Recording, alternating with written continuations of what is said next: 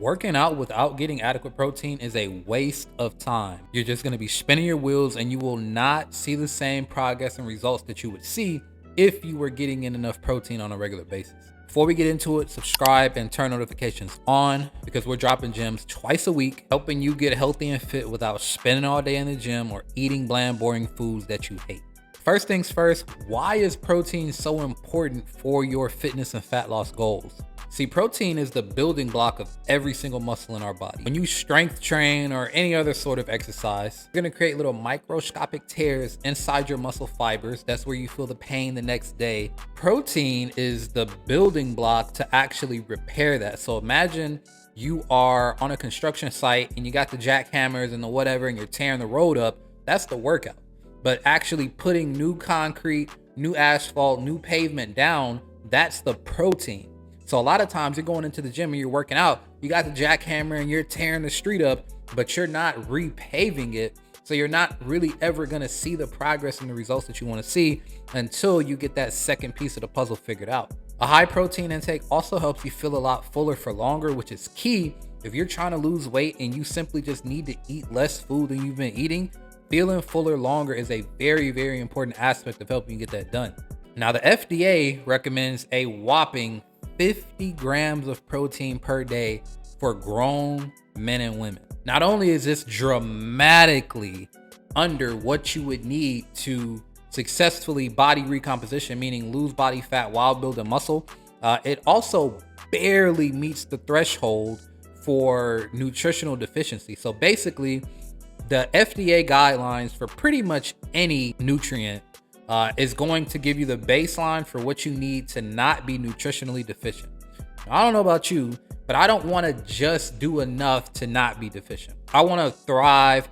I want to be fit, healthy, athletic, energetic, and that's going to require a little bit more than the baseline minimum to not be protein deficient. So what I want you to do is take your ideal goal body weight, not your current body weight, but your ideal body weight. So let's say you're 250 pounds right now and you want to be 180 pounds. You feel like you look really good there. You remember how you felt, how you looked, all that good stuff at 180. So that's where you want to get to. Take that number, 180, and then multiply it by 0.8. That is the amount of protein that you should be getting per day if you want to successfully drop body fat and build lean muscle. So sticking with that 180 pound example, that will put you, if we multiply that by 0.8, that will put you at 144 grams of protein per day. Very, very far off the 50 gram recommendation from the FDA. But this is gonna be enough protein to help you maintain and even build lean muscle mass as you're going through your fat loss phase so that you can drop body fat and build muscle simultaneously. But if you want to accelerate your progress or put even more lean muscle on, you can go gram for gram, pound for pound, which means that if you wanted to get to 180 pounds, eat 180 grams of protein. If you want to get to 200 pounds, eat 200 grams of protein. Now, obviously this changes.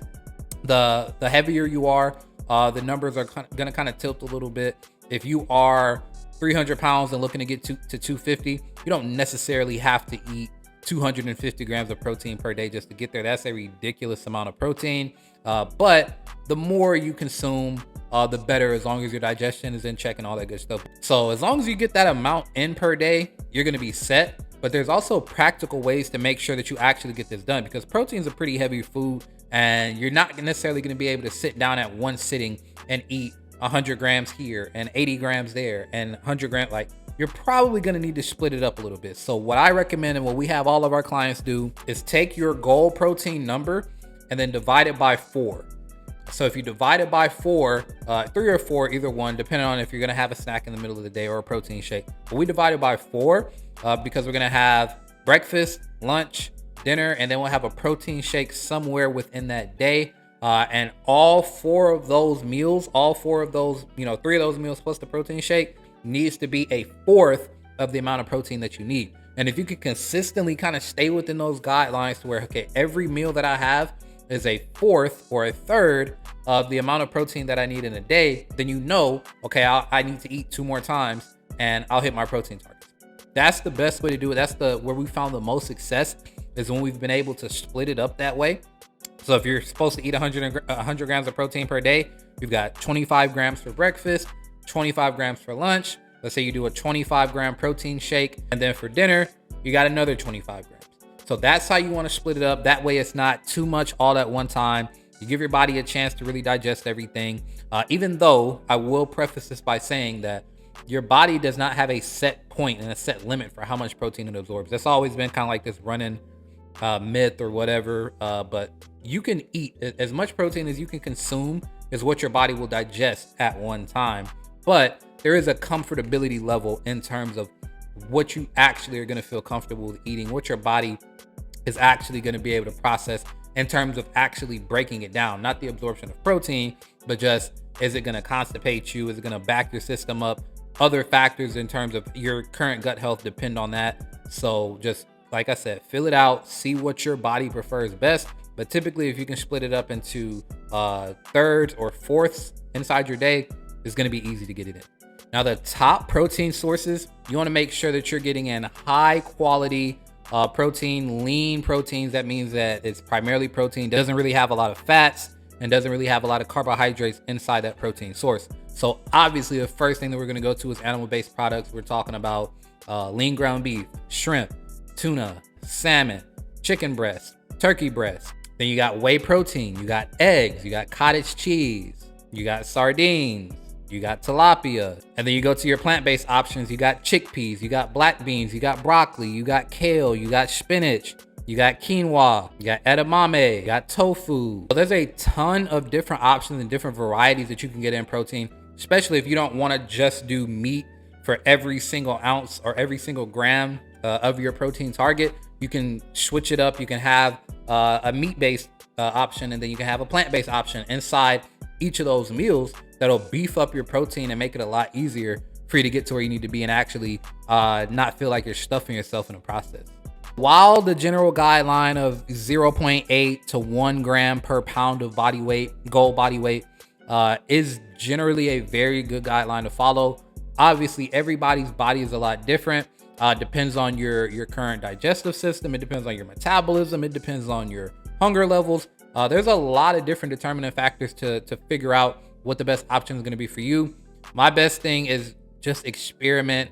Actually try something, stick with it for a few days, see how you feel, see how your body responds, and you'll know, like, okay, I think I might need to come down a little bit from this number, or I might need to go up a little bit from this number. Find your personal sweet spot, stay there as often as you can, and you're gonna see amazing results. You're gonna melt body fat, you're gonna build up lean muscle, you're gonna improve your energy, improve your health overall, and get much closer to where you wanna be.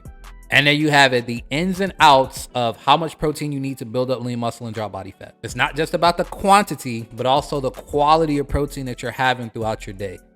Find what works for you, stay consistent, and watch your body transform, watch your health transform, watch your life transform as a result of implementing something so simple, getting in more protein. If you found this video helpful, give it a thumbs up and subscribe so that you don't miss any more uploads. And if you want guides more in-depth like this, straight to your inbox every single Friday, just click the first link in the description, sign up for our weekly newsletter, and I'll make sure to send you our next guide this upcoming Friday. See you in the next one.